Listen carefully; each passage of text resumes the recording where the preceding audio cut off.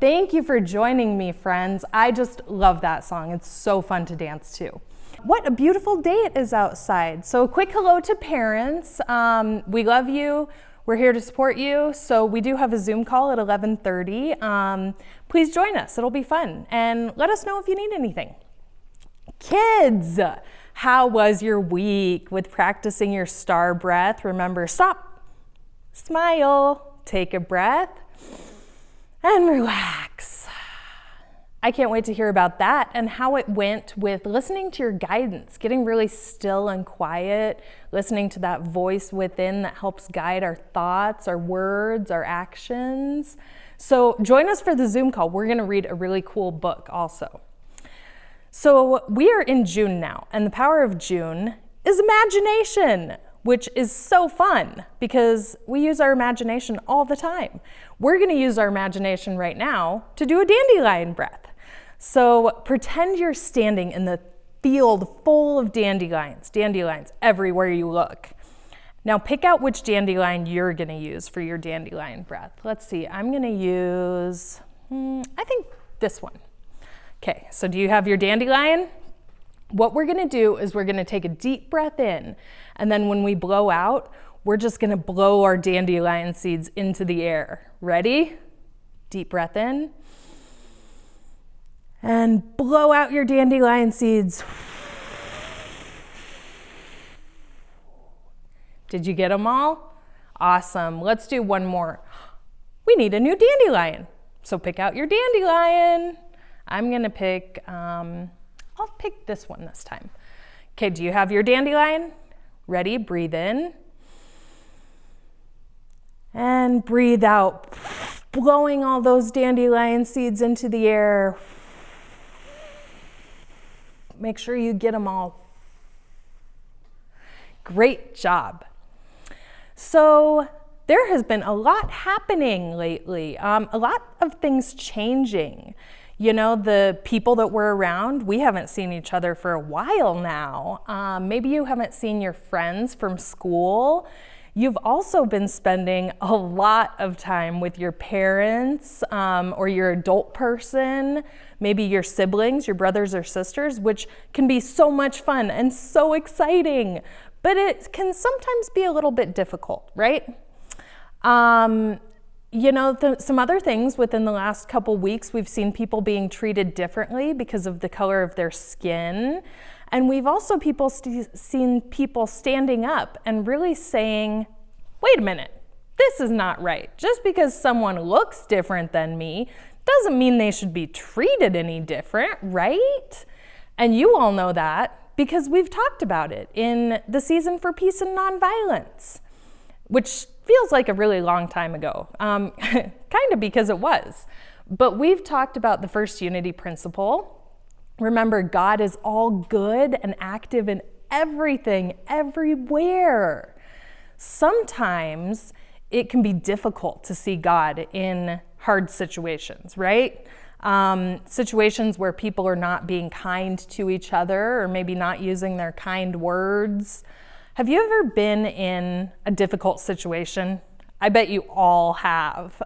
Think of a time, maybe there was something that you had to do that just didn't feel quite right. Maybe a chore or a homework assignment. Have you guys ever gotten a homework assignment and you're like, this is crazy. Why am I doing this? What am I going to learn from this? It is hard to see God in those situations, huh? But deep down inside of us, we all know that God is in everything, everywhere, all the time. And so what we get to do is we get to use our imagination and just imagine that situation and send all of our God light, all of our love to it. And we get to see light coming from that situation also. So does that mean that God is only in situations? No, of course not. That would be so silly. God is in everyone too. Even people who are different than us. Like some people have accents, people from different countries, or even people within our country have different accents. Like I know some people from Texas who say y'all. Does that mean that just because I don't say y'all and they do, that God is not inside of them? No way. That would be so silly. Or people who look different. Some people have darker skin. Does that mean that just because their skin doesn't look like mine, that God is not inside of them? No, of course not. So when there are these really big things happening in the world, it's really easy for us to feel small and feel like our actions maybe not make a big difference. So the question we have then is, do our small acts of kindness create any movement in the world? Do they make a difference? Let's take a look.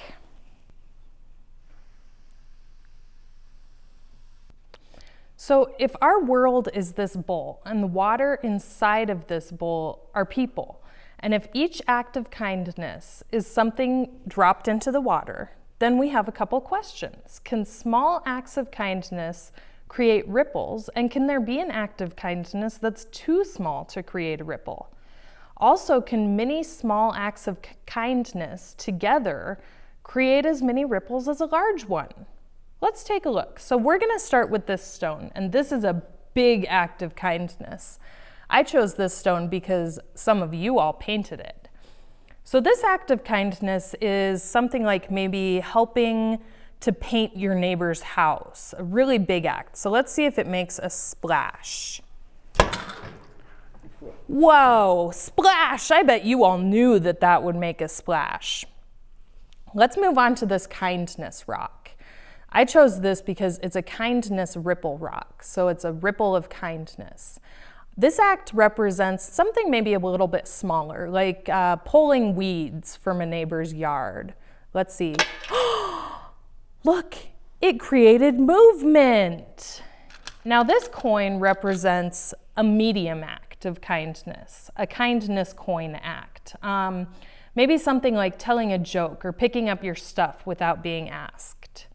Let's see. It created a splash even. Now this one is a small act of kindness. It's our kindness bean. Something like maybe picking a flower to bring into your mom or dad, or maybe writing a note to a helper. Let's see. It didn't create a splash, but it did create a ripple in the water. Now let's see this tiny small act of kindness. This one is our kindness rice, and it shows something like holding the door for someone or giving someone a smile, something that's just feels really small and natural. Let's see. Did you see that? It created a ripple. Isn't that amazing? So our next question is, can all of these small acts of kindness create as much movement in this water as our huge act of kindness? So we're just gonna find out. Ready? Here we go. Oh, I'm so excited, you guys. Look at that. It created a splash, and look, there's one more ripple, it looks like. It created bubbles, and as those bubbles pop, they create ripples of kindness. Isn't that amazing?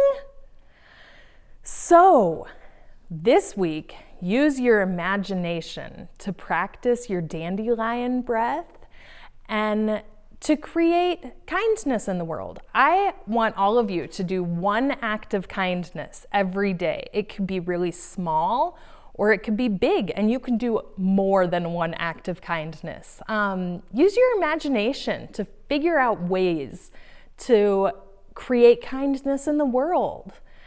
I cannot wait to hear about it. So thank you for joining me, and let's end with a giant air hug. Ready? Take your right hand and put it on your left shoulder, and take your left hand and put it on your right shoulder. And just give yourself a big squeeze. Feel all that love, all that kindness just bubbling up. And I'm gonna send my hug out into the world because I think everybody in the world could use a giant air hug, don't you? Okay, 1, 2, 3. Sending you all lots of love. Have a great week.